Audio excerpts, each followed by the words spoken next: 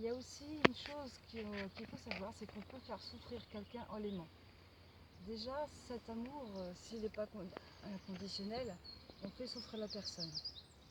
Parce qu'on n'est pas heureux, on a trop d'attentes, donc on n'est pas heureux. Donc le bonheur, il faut rien attendre. Mais pourquoi on peut faire souffrir quelqu'un en lui donnant d'amour? Parce que cet amour-là, s'il est possessif ou s'il n'est pas libérateur, on fait souffrir la personne que l'on aime. Un exemple, une maman qui fait tout pour ses enfants. C'est-à-dire, mais quand je dis tout, c'est-à-dire tout. Cet enfant adulte, il va avoir 30 ans par exemple, elle va lui faire son linge, elle lui apprend pas qu'est-ce que c'est que l'autonomie. Elle lui apprend pas à être autonome.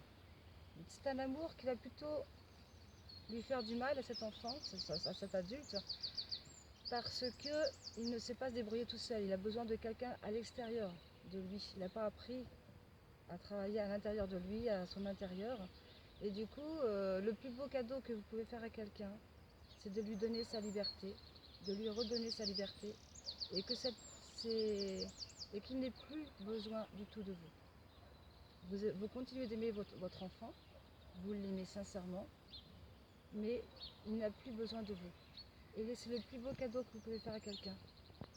Parce que la personne devient autonome affectivement, au niveau matériel, mentalement. Et quand la personne disparaît de votre vie, c'est-à-dire quand moi en tant que maman je vais disparaître, mes enfants vont souffrir, mais beaucoup moins que si mes enfants étaient accrochés à moi, trop attachés à moi. Donc il faut apprendre à couper le cordon ombilical avec ses enfants. Et le plus beau cadeau que vous pouvez faire à quelqu'un, c'est ce que je vous dis, il faut lui redonner sa liberté et qu'il n'ait plus besoin de vous. Voilà.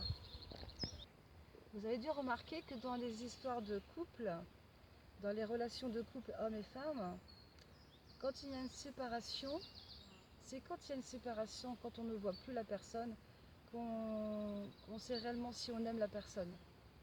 La personne se détache de vous, s'en va, et comme par hasard, l'autre veut se rapprocher de vous. Ça, c'est le côté humain, c'est tout le monde qui fait ça.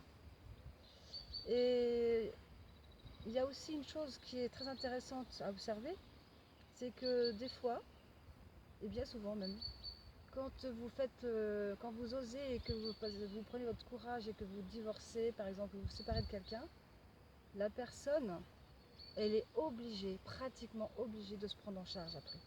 Donc elle va, comme vous n'êtes plus là, vous lui permettez d'évoluer. Et du coup, cette personne va faire des choses qu'elle ne faisait pas avec vous, qu'elle fera avec quelqu'un d'autre.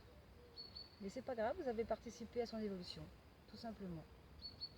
Donc c'est bien de se dire que des fois, en quittant quelqu'un, il ne faut pas culpabiliser parce que grâce à cet acte d'amour inconditionnel, vous permettez à l'autre qui, pour le moment, souffre, mais quand il va avoir fait le deuil et la compréhension de quelque chose, il va se rendre compte que c'est grâce à vous qu'il a évolué.